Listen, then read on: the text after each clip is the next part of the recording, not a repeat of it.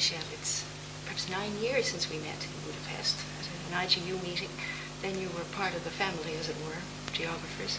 You've been doing many interesting things since then. And I think it would be very interesting for our students and colleagues to hear about a geographer who's actually out there in the action, doing new things. So if you would tell me about your life, your background, your career. Okay.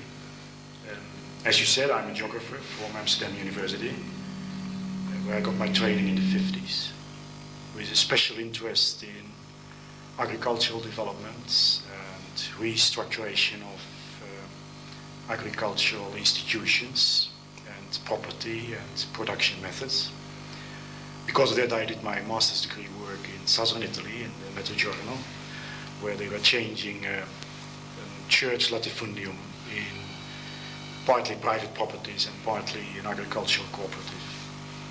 After that, I went to Poland for 2 years to do my PhD research on collective farming in Poland, the ways it was handled since 1944 till 1960. And I got my degree in the beginning of the 60s in Amsterdam also. Mm-hmm. And then I went with several other geographers into inner city urban studies, inner city and urban core studies. Among them was Peter Hall and Hegerstrand from Lund and Mackensen from Berlin and Shimemi in Rome and several others.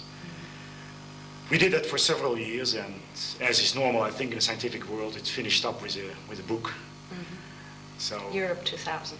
No, that was another book. That was the next step. Uh-huh. This was a book on inner core and inner cities and urban cores in West European and North American cities, how they develop, how they are restructured, the influences they undergo by the whole society, and the ways they influence society as well.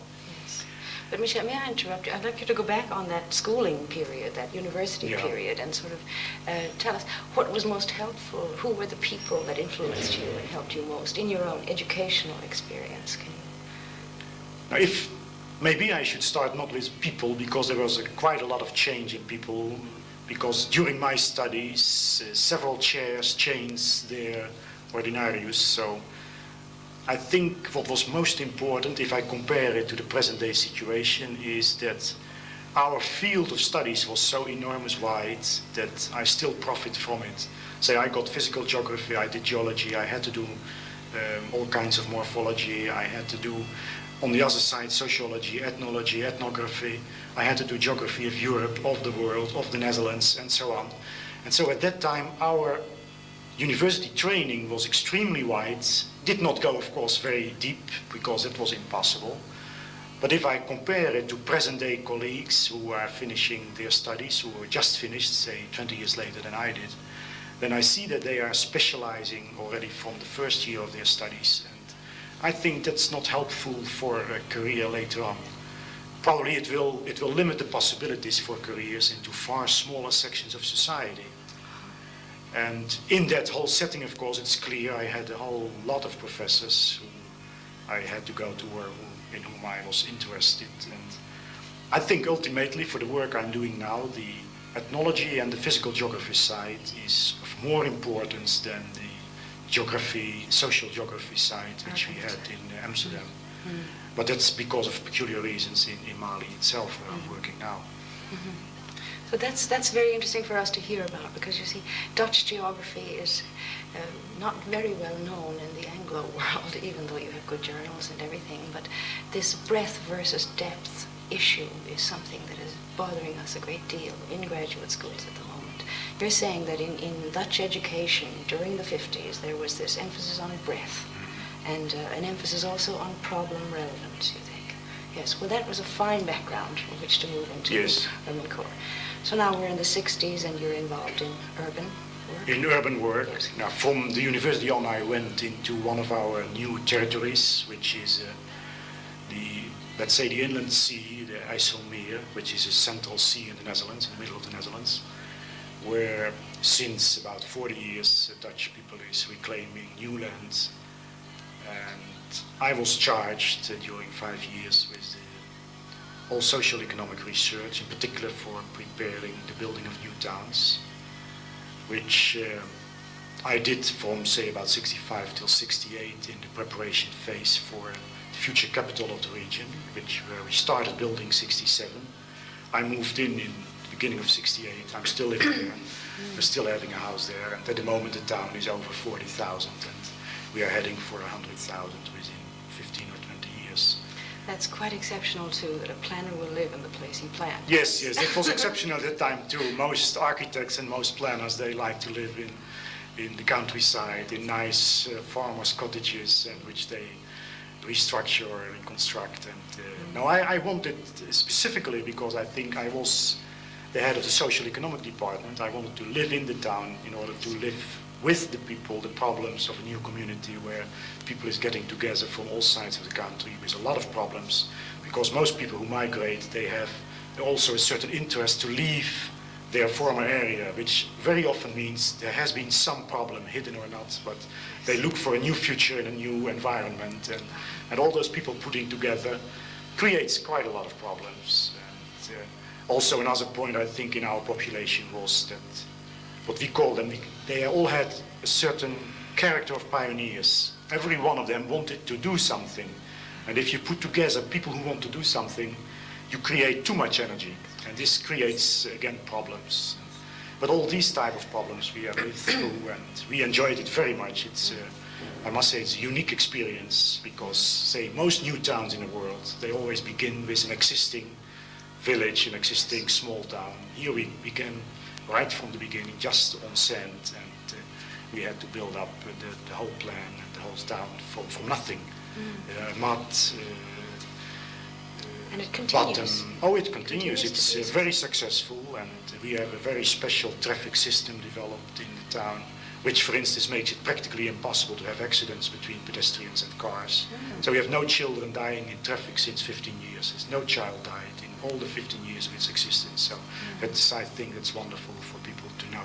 And it's one of the reasons people get to the town in order to be sure of, say, kind of personal security.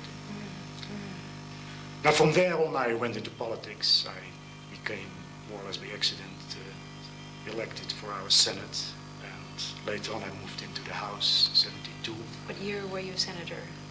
I was in 70, I became senator until 72. In 72, I was elected in the House of Representatives.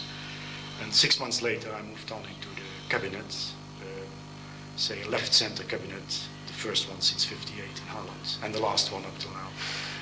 And I got the post of Secretary of State for Transport. Can you describe the ideology of that party that was in for just that short time? Yeah. Now, the party is a very new party. We started in 68. It was a split off at the beginning of some Christian parties, which are rather big in Holland and rather important, but in the center of the political system, which means they don't take stands because they always have to balance between left and right. And some members of those parties, and I was among them, disagreed with that. We wanted to make a choice. We did it from, say, evangelical inspiration, as we called it at that time. I think at the moment we would give it another name. But we tried at that time to say, let's make the Bible reality and let's behave as human beings should behave, which included in our views to be pacifists, which included to be environmentalists, which included to be very much in favor of self-help, of self-organization, of self-structuring, of production, of help for third world countries, and so on. And we made choices which were based on this ideology, choices which were rather radical, and the name of the party is Radical Party. We represent only 2 to 4% of the voters in Holland, so our membership in parliament is, in the 150 members, is between 3 and 7. But at certain moments, and that was the case in 73, we were just the party who could tip the government into the direction of left-center. And because of that reason, we got 2 ministers in the cabinet and 1 Secretary of State. Of course, I tried to realize our ideology in transportation politics, which included at that time also the post office. I was Postmaster General, and I did all the transportation, transport of goods policies in Europe and in Holland, as far as we are involved. International shipping and also meteorology was in my field, which linked me back to my training in former days. I was, I think, the first secretary who had meteorology section who had a certain training in that field. But the moment you start realizing your ideals, you find that you are living in the reality of a Dutch nation, of a European society, which Holland is a part, and you find out that it slows down. You still have your goals, but you have to find ways, you have to select means in order to reach your goals. Yes. At certain places you cannot reach your goals because of absolute barriers, or by economy, or by social effects. But in that transport context, you had a plan, didn't you, for free public transport? Yes, that's right. Now, that's a very exciting idea, and even if it didn't succeed, could you talk a little bit more about that? What would justify a complete... You know, it's very difficult if you have... I've been working on that subject for about 10 or 15 years before I published, and I think the more you are involved and the more you know of a subject, the more difficult it is to grasp it in 3 minutes. Yes. But I think there are several possibilities of closing in to this subject. First of all, in fact, public transport is already free for a great deal. In most states, state or national governments or city governments pay most of the costs of public transport. So let's say the quality decision has been taken already. It's only a decision on quantity. How much money are you willing to spend from public funds on public transport?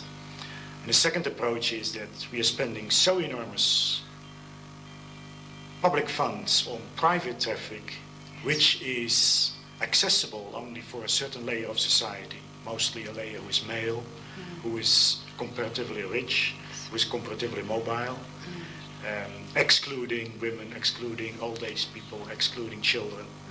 We are spending so much money on the private sector that it is quite understandable to say, let's tip off the balance and go with this money to the public transport.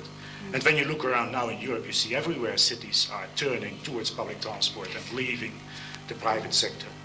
And of course, Saudi Arabia has helped us quite a lot, but in this way. It was not expected in the 1970s, I must say, but it helps turning the tide, and I think the ultimate result will be some form of free public transport. And in my study I included several case studies from Europe where towns were working on it and where experiments were going on, and I think that helped quite a lot in thinking. So then, apart from that, the rest of your political preoccupations, you had a large amount in the ones you've already mentioned, but what other major dreams were involved in that political platform of yours that you had a chance of expressing while in office?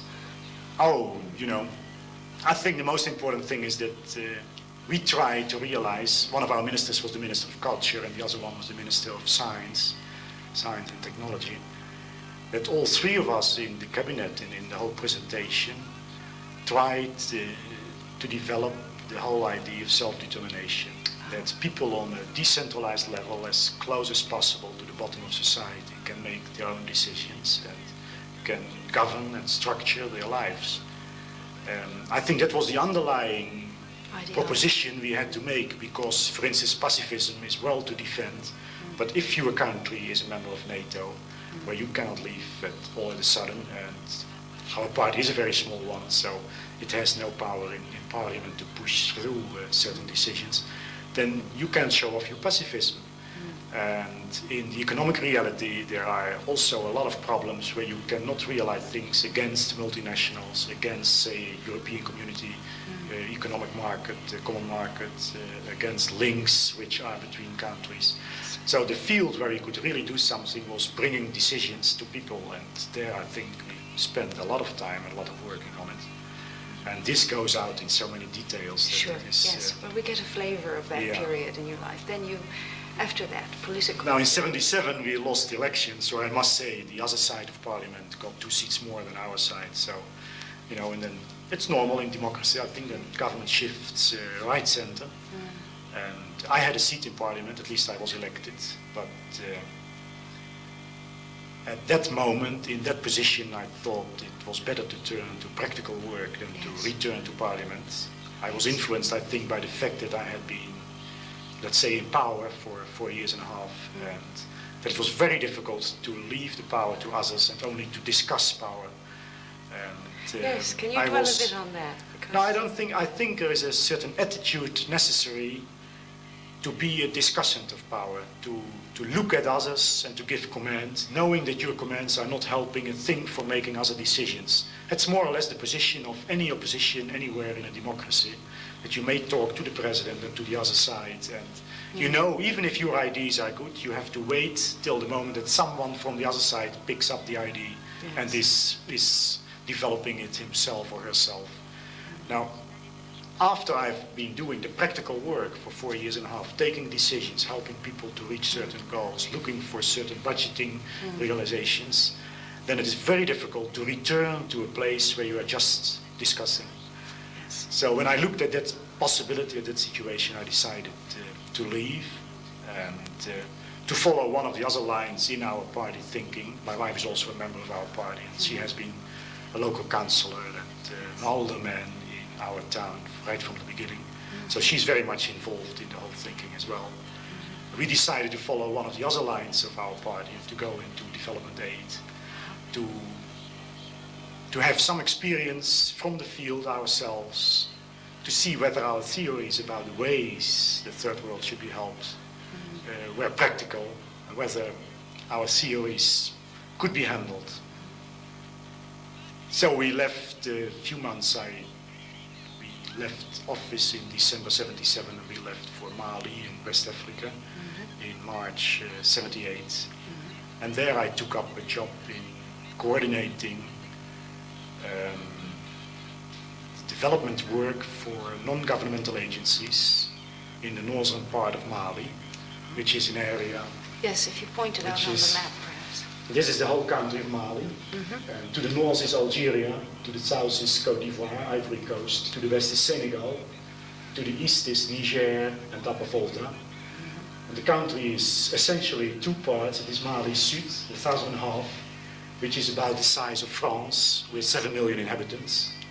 And the northern half, or the northern two-thirds, I would say, which is about the size of the Benelux, plus West and East Germany, plus Poland, with about 700,000 inhabitants, most of them nomads. And this is the area where I'm working. A whole series of non-governmental agencies from 9 different European countries, plus Canada.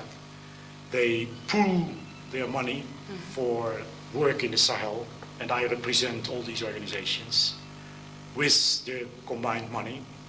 And we have interventions in a local program which is directed towards reorganizing the agricultural population into cooperatives. The situation there is that, of course, there is a traditional structuration of the population in tribes, in ethnies, in families, and so on. But because of all modern influences coming in from modern Western society, and because of the Great Draft of 68 till 73, this old society is fragmented, and people are losing their contact. The structure is going apart. And we are trying now to bring in another structure which is more, let's say, it's modern, at least it comes from the outside, but it's more rational and not traditional. And we try, through this new structure, which is a cooperative structure, we try to bring in all types of help, development aid to the population. So officially we are backing up the cooperative movement, trying to expand the cooperative movement. In fact, for us, the cooperatives is only a medium for introducing all types of development aid. I can see that one of the aspects that would be attractive to you ideologically is that the cooperatives, in theory, should be organs for self-help. Oh yes, the natives certainly. are taking the authorship of these various plans. And it's very helpful for me that I've been working in Poland on cooperatives, because in the very early years in Mali, between 1960 and 68, there was a rather East European-oriented government. So in the whole terminology in Mali, they took up the terminology of Eastern Europe, which makes it rather easy to work, and because I know the terminology, they are giving it a completely different contents at the moment, but the words are still there. And if you have worked in the East European context, you better understand what's happening.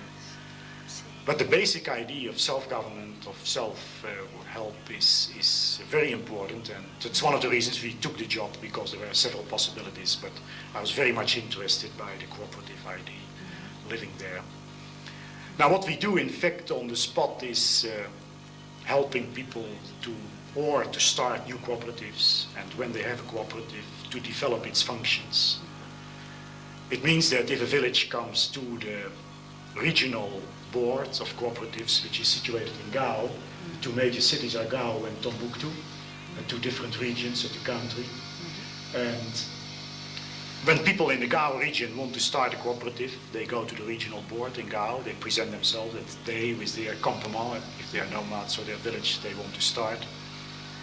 Then the first requirement of the board is that some people in the village will be alphabetized. They have to learn reading, writing and calculating. One woman must be ready to be a midwife, and one man must be ready to be prepared to be, let's say, a medical care, lowest level assistant. The language of that literacy isn't necessarily English, French, or Dutch. It is No, it is not. It is not. The official education in Mali is in French. The formal primary and secondary school education is all in French. Our literacy program is in the local, in the vernacular languages, which is Tamashek with the nomad pastoralists, and which is Songrai with most of the river people in the valley, which are sedentary agriculturalists. And then you have fishermen with another language, and it's about 6 languages in the area where I work. Now what we do is, if a village is ready to prepare some people for this education, for alphabetization and health education, then after that they can come back, and then we start a small investment in, say, a consumer cooperative. That's always the beginning. So we may rule out all say, Lebanese type of commerçants, which means that people, instead of paying 100 or 200% over the real price of a product, they can go down to 20%, because also we need a certain remuneration for the magasin, for the magasinier, and so on. Now from there on, there is a wide development. There is health education for the population of a cooperative. There is a further going alphabetization. There are developments in the direction of production. So we borrow their money for productive purposes, for starting new herds if necessary, for buying motor pumps in small polders we are constructing with them in the river valley, and all different types of other things. Now we are nearing the moment, and in several cooperatives we have passed the line already, that the cooperatives are becoming productive cooperatives, yes, which in Marxist ideology is a higher form of cooperative movement. In agrarian terminology, they're the crucial ones too, aren't they? Yes, I know, but I must say that the difference between lower grades and higher grades is something I think the Marxists like to talk about. For me, it's only a difference in function, but it is a very important phase if people start to do things collectively. Yes. And the beginning is with us always with the net profit the population makes with the magazine, because every magazine makes, every shop where the essential articles are sold, like rice and salt and tea and coffee, Nescafe in most cases, and sardines in cans and milk powder. So some 10 articles is the basic thing in the shops. They make a net profit on it, which is very small in most magazines. It is not more than, say, 500,000 francs Maliens, which is 5,000 French francs, which is, if I translate it into dollars, is, how much would that be? It's 2,500. It's just between 1,000 and 1,500 American dollars for a full year net profit, so that's practically nothing. But the decisive thing is that the Assemblée Générale, the General Council of the cooperative, has to decide about the use of this money. And mostly, right from the beginning, they decide to use it for a collective purpose, for amelioration of a school building, or for building a dispensary, or for improving of a road, or something like that, which means it's also collective property. Now, in that way, we go further. We have now we assist several cooperative of nomads, of pastoralists, who have started collective herds for improvement of the herds of the members. So it means that in the collective herds, they buy better animals, and from time to time members have a chance to change a worse animal for a better animal, so that all the herds may be lifted up in quality. Of course, it's a very slow process, but probably it is much more effective than putting in, say, some breeds from Holland or England, and to have them lifting too quickly. In the agricultural cooperatives, it's exactly the same movement. There is a movement towards collective making of dikes, of small polders, buying collectively a motor pump, and the polders are not very large, 50 hectares, say 100 acres, 150 acres. It's very small territories, but nevertheless, it's made by themselves, and we are assisting only with cement, with paying some of the material and so on. But most of the work comes from the people themselves. Can you comment on any distinction or any possible conflict between the sort of consumer-oriented co-ops and the production-oriented co-ops? It seems to me there's a fundamental distinction between those two types of cooperatives in Northern Europe anyway. Yeah. You have slid over any such distinction. No, I think, of course, there is a very large distinction between the two, because a consumer cooperative always is a cooperative in which people is owner of its own money, and they use, say, the magazine, the shop, only as a point of depart for buying and selling things. But it has nothing to do with the money and, say, the economic power of the rest of the cooperative. As soon as you start to begin productive cooperatives, you are integrating work, you are integrating capital, you are integrating profits. And that's a very important development.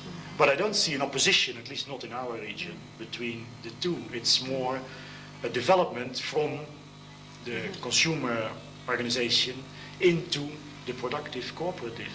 And the motive behind this development, or the factor which is pushing them into the productive cooperatives, mostly is the net profit of the shop. They have to do something with the money. And they have to decide whether they are paying out to everybody 500 francs, or are we going the 500,000 to use for a common purpose. Now, the moment of that decision is a very important decision. What we find out also as a very important development is that, say, when a cooperative starts, and mostly in the nomadic area this phenomenon is a fact, then the first president is the former feudal chief of the family, of the ethnic, of the tribe. And his committee, his board, mostly also are, say, former noblemen.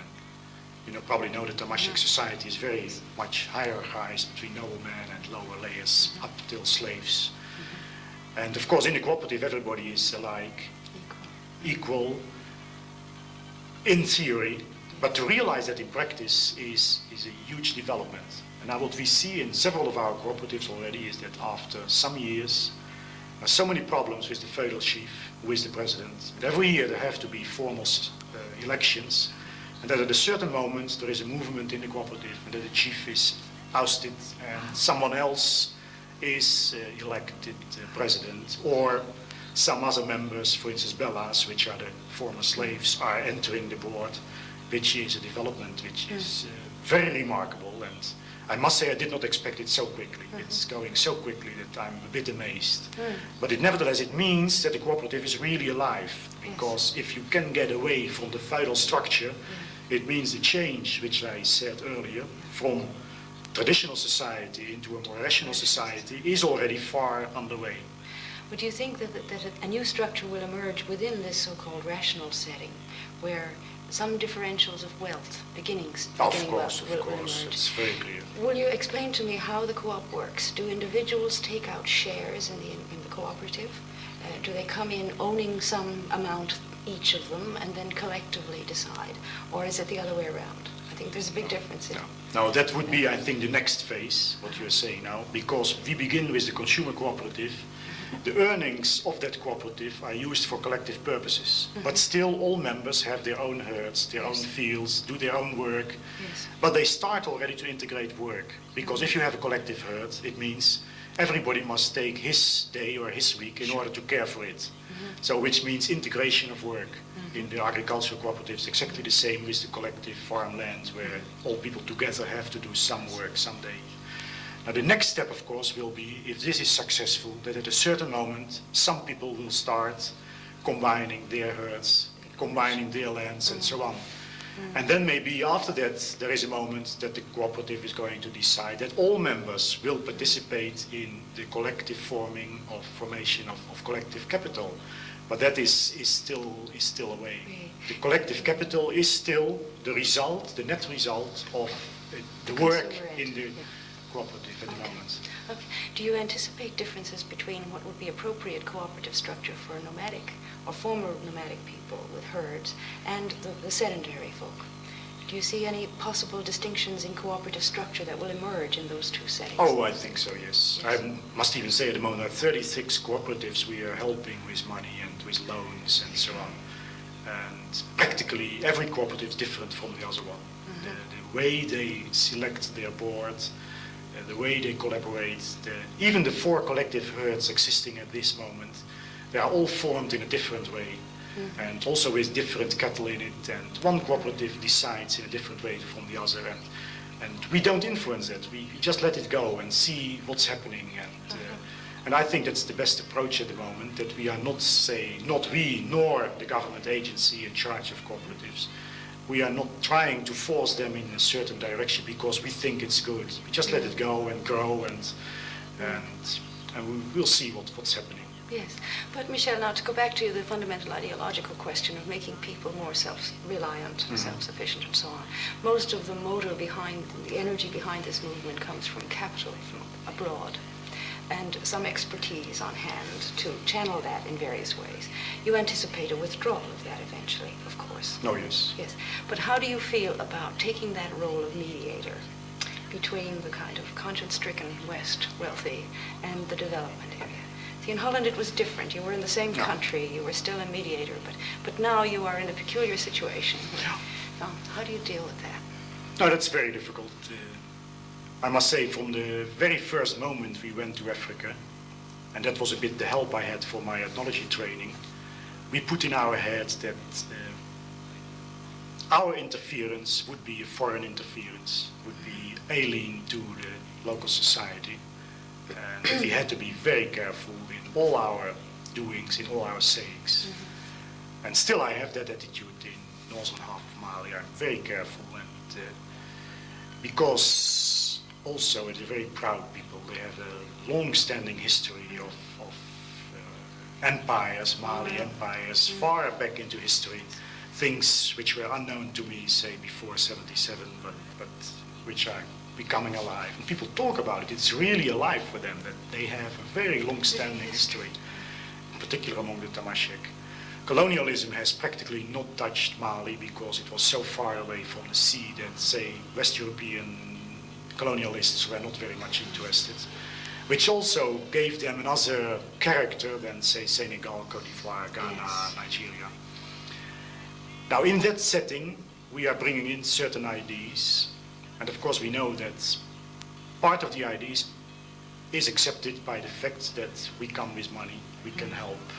And I realize that that is in a way a powerful position. But I think you have to gain a certain respect, a certain trust in such an area. I'm sure the first half year, the first year, everybody looked at me. Of course I could do what I had to do, but nobody really trusted me, and they were just looking at my acts, at my way of financing, at my acceptance of certain proposals and non-acceptance of others. But I think after that year, and just before I left now Mali, it was openly said to me that they were following me whatever I would say. I think it's the other extreme. So I gained, at least with the authorities, the presidents of the cooperatives and the national and regional functionaries, I gained so much trust that they are now following me, say, blindly at certain points. And I think that's not good either. And I told them that that's not the way I want to continue. We had a large meeting in Gao in the beginning of June this year, 1980, where we discussed with all the boards of the cooperatives, so that was a meeting about 200, 250 people, the way we had been working in the past 2 years and the way they want the work to be continued in the next year. This discussion was encadré, was framed. Framed? Was framed, yes. In our work we have a certain 5-year plan in that area for our spending and for their functioning. And of course we have had now 1 year of experience with that plan, and they have had that experience. And we had a very frank discussion on this, which in itself is a great result. You know, there are nomads who 5 years ago were not able to sit down for 15 minutes. And now they were sitting for a full week talking and listening to each other. And maybe the listening is still more difficult than the talking. And it was a very good meeting, and they were speaking openly to everybody, also to the governor who was there. And just saying also where they had complaints against the government. They were very open, very frank, which in a country like Mali, nevertheless, is a bit a strange phenomenon. But to return to your question, we realize we have power. And now my problem is that you have to use that power in the right way. So one of the ways I can use it, or two of the ways, which are the most important ones, are I think that I can be a mediator between the regional level of decision, say the presidents of the cooperatives and the regional functionaries, and the national level in Bamako. Gao is 1,200 kilometers away from Bamako. And if you look at the map, this is Gao, and Bamako, the capital city, is here. It's 1,200 kilometers. That's 3 days in Land Rover over very bad roads or piste or just crossing through the desert. It's very difficult. So the central government is not very much interested in what is happening in Gao. But nevertheless, certain decisions of the regional level have to get their approval in the national city. Now, that's part of my work to transfer policy from local to national level, which for Mali is a strange thing. For normally, the transfer is from national level to local level, and this is just the reverse. And the second possibility I have, and I use that also because of my past, is that I try to link up work in Gao directly into Europe. Say financing, organizational work, training of people. I have by accident more access to, say, decision makers, powerful men and women in Europe, to help this particular region. And of course there are many regions in the world in need of help, and this region may profit a little bit of my presence. Now this type of power I think I need to their profit, and I have to do it. And you trust in the group, this federation of non-governmental agencies with whom you work? Oh, more or less, I would say. Yes.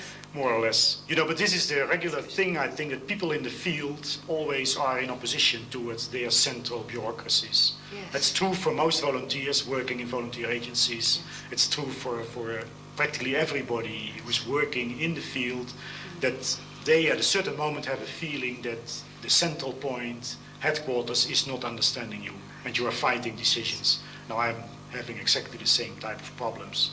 I think you have to be a bit relative on that. I think that is a very big problem. It's a communications problem, a feedback problem. Is there a way you can imagine in the future doing the same thing between Gao and your North European sponsors as you are doing between Gao and Bamako? You sounded happier about what you were doing internally than what you're doing internationally. Yeah. Now, our experience is that our problems in communication, in thinking, developing of the thinking on development in Mali, in particular in northern half, is better understood and better treated in Mali itself than in our relation with the sponsors. I don't know whether you can change the sponsors enough, because there are so many European interests involved, even with non-governmental agencies. There are beliefs in, say, that development aid should not have too much technology, to make it a bit overcharged. But if I ask for a Land Rover, I'm practically sure I don't get it. If I ask for the money to buy 10 camels, I get it. And 10 camels is the same price as one Land Rover.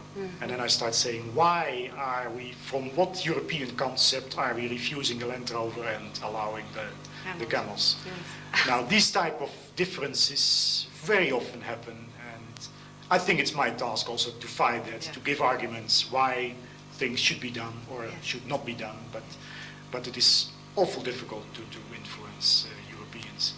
I've had a row, for instance, with one of our member agencies who is in charge of refugee assistance. And at a certain moment in Gao, there is a small group of women, 60 women, refugees left over from the 73 draft. From the large camps which were existing at that time of tens of thousands of people, there is a small group of 60 women with 200 children left over. Of course, without any energy, without any initiative, without any idea about their future, because everybody with a little bit of energy has left. Those 60 is really the rest. Yes. And I tried out with social services in Gao to to find a program, and we needed some financing. So I went to our member in charge of refugees, and I told them the program. I said, money please, and I got also contact with the Peace Corps to have a volunteer to do the work. The volunteer is on the spot, the money did never arrive.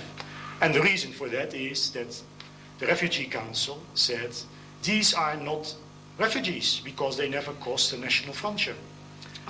And then I said, can those people help it that frontiers we created after the colonial period, that they forgot to cross the frontier? That's, you know, they are refugees over a distance of 700 to 1,000 kilometers away from their original territory, but they do not fit into our definitions of refugee. If you did not cross a frontier, you are not a refugee, so you are out. And, you know, and then at those moments you get angry. I wrote a very angry letter to Europe, which of course was reproached afterwards from our secretariat because I should not have done it, etc. And I said, of course I shouldn't have done it, but if you're living there, you don't accept this type of European criteria. Yes, yes. Michel, I'm curious about the long-term developmental policy. If you continue on the present track, you may lead Mali to a situation where, in fact, it is linked with a whole set of external economies and economic dependencies. Is this a good policy or not? I mean, if it follows blindly the Western model with Western help, is it going to be worse off when you pull out? Now, at least I myself, I'm not leading Mali nor Northern Mali onto a way of interlinking with the world economy. In my personal view, that should not be done. But local authorities, regional authorities in Gao, Tombouctou, they want to be economically a real part of Mali, and Mali as a national unity wants to be part of world economy. That's the normal trend in all developing countries. Personally, I don't think that's a good policy, but I'm not there to decide about Malian policy. That's their task. I can only give advice and wait and see and look and talk about it and help influence decision makers. In our policy in the plan, the 5-year plan for the cooperatives, we attach far more money to self-sufficiency than to parts of the project which are directed towards linking up small handicrafts industry or agricultural products into world society.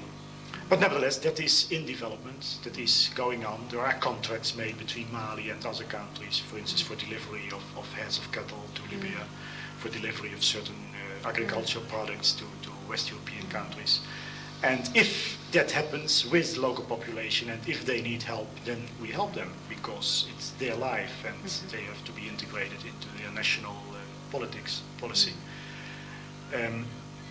I think ultimately that all talking about interdependency between rich and poor world is a way of saying that we want to be the independent and the other ones have to remain the dependent, because all the interdependency is and remains, I think, that they have to give primary products and we give the knowledge, we have the science, we reproduce the better articles and so on. Now certainly at a certain moment when these countries get more powerful, then they can stand up and change this situation, but I'm afraid they never get so powerful that they can really stand up against the rich world and put up their decisions. In fact, of course, the petrol countries, the OPEC countries have done it, but they were in a very peculiar, very particular situation. But if you are producing, like Mali, cotton and peanuts, you know, you can say we don't give peanuts any longer to the world. No, right? The world will not eat peanuts, at least not Malian peanuts, but there are enough peanuts from Senegal, there are enough peanuts from the United States, so the world is not waiting for the peanuts from Mali. So there is no force behind it. And if they are not selling cattle, you know, you can get enough cattle in South America or Australia or the United States itself. So the Mali cattle is not imported, it's not powerful. This means that these type of countries, they are very weak, and I'm afraid they will remain weak if they look into an interdependency system. So I think a self-sufficient system is far more important for them. And in our plan, there is a structural shortage of cereals in the north of Mali of about 16,000 tons per year. And in our plan, we have a lot of elements trying to eliminate that situation. So if we could get so far that, say, in 10 years' time, there is no structural deficit of 16,000 tons of cereals, for the population in that area, it's a very great result. And if we can get so far, maybe afterwards you can say, maybe we can produce more, exporting of rice, exporting of other cereals, but that seems to be looked after later on, I think. Yeah, yeah. It seems to me that people are learning a great deal by creating these cooperatives. Learning a great deal, not only about how to do it, but what is the optimal structure in which development should happen. Is there a way you think that could diffuse from the lower echelons to the national level? With a cooperative ideology of development, you do not necessarily lead to international dependencies. Yeah. You become more self-sufficient. Do you anticipate that kind of development? Now, cooperatives have a very peculiar limit. That is that the more they are successful, the more they are dangerous for existing power structures. I think that our work with the cooperative in northern Mali is more or less successful because we are so far away from a capital city. Because central government and all elements in the power structure are not very much interested by the development of a new power structure which is 1,000 kilometers away. This will not hinder their power structure. Now the strange thing, of course, is that if these cooperatives get to become powerful, get to have collective money, get to have money in the bank, can do their own commercializing, can make their own power structures, then at a certain moment this equilibrium changes into a disequilibrium. And at that moment probably there are counter forces against the cooperatives. That's one problem. The second problem of the cooperatives, I think, is inside the cooperative. If a cooperative wants to be successful, it cannot use members who are not good enough for the cooperative. So it means a good cooperative, successful cooperative, is tending to eliminate the worst members. And in our philosophy, a cooperative should be embracing everybody who wants to be a member. And in particular, the poorest ones and the weakest ones should have a possibility to enter. Now I think this also, in the beginning, is no problem. Everybody in the village agrees, of course, everybody should participate. But after a certain number of years, they see there is collective money, there is a school, there is a dispensary, there is a shop, there is a collective herd, and there is some people who is not working, not really doing, and then they try to eliminate those elements. And I think this is an inside problem of cooperatives everywhere. It was in Poland exactly the same as in Mali, and I guess in Ireland or America. So these two problems, both are endangering the cooperative movement, and I don't know which danger is the bigger one. The local one or the national one. But in particular, of course, in countries which have a more or less dictatorial structure, like Mali, officially it is a parliament, there is a parliament elected, there is a president elected, but in fact it is a one-party system. And the president is the former occupant of the seat in '68. He was brought in by a military putsch. So in fact, it is a continuation of a military government. These types of governments, of course, are not very much in favor by definition of cooperative movements, because they are living in a military structure, and military by definition don't like other structures who may be powerful. Right, yes. Well, there's a question that I know many people will be asking, people who have been involved in cooperative work in Northern Europe and maybe America too. In what way can we help? Is there any way in which the experience of Northern Europe or America or Poland can be communicated to these people who are in the process of creating their own structures in a way that isn't patronizing, in a way that's designed to be helpful? Do you think that's possible at all? Oh, certainly it's possible. But first of all, we are not working from a North European base. We also have members in Italy and Spain, for instance. And that's very important because Northern Europe has a great handicap with French West Africa, because people speaking French is very rare. So all links to Sweden, to England, Ireland, North America are a bit frustrated by this. Those countries are more oriented towards East Africa. But as far as French is still a usable language in Northern Europe, and in particular in France, Spain and Italy, we have, first of all, a different type of cooperatives in Southern Europe, much closer still to the situation existing now in Mali, which could also help to bridge the gap of information. It's much closer to their situation, much poorer, much less developed, and this probably would be a good help for them. What I'm looking for is help in the sense that what we need is not money. I have enough money. The 5-year plan is covered completely by the agencies. But what we need is training of the cadre. So it would be very good if a president of a cooperative once could go a month to a cooperative somewhere and that he could just look around, maybe even work with the people in a cooperative and see how it is done. Yes. A treasurer would be very good if he sees what it really means to have bookkeeping, because their bookkeeping is still that all debts are left and all credits are right, and you know it's very weak. Would be good for teachers to see what cooperative teaching means in, say, our settings, and they certainly could profit from this. A second possibility, I think, is that linking up a cooperative movement in Gao and Tombouctou areas is also a kind of defense against central government. Yes. You know, if at a certain moment, and maybe that moment never comes, but if at a certain moment central government would refuse the cooperative movement or would try to push it backwards, if it is linked up with other cooperative movements internationally, this will be far more difficult for any central government. And also in that way, I think, is just having contacts is a kind of protective Guarantee. cover. And that is, I think, very important. Well, that's very, very helpful. I think we have perhaps used up our time, and I think you've helped us see how we can best think about that issue. We who are in geography and research and in teaching, we often feel very frustrated about not being in on the action. But what you're saying to us, I think, is open your doors if you've got courses that might be helpful, or you can establish contacts for people from Mali to spend some time and look at what's happening and let them go back. And meanwhile, on the political level, those who are interested in that, to try to bring a kind of structural federation of cooperative activity, which will guarantee the weak one in case of political difficulty. Well, Michel, I wish you all the very best in the completion of your work in Mali, the continuation of it, and thank you very much for sharing what you did.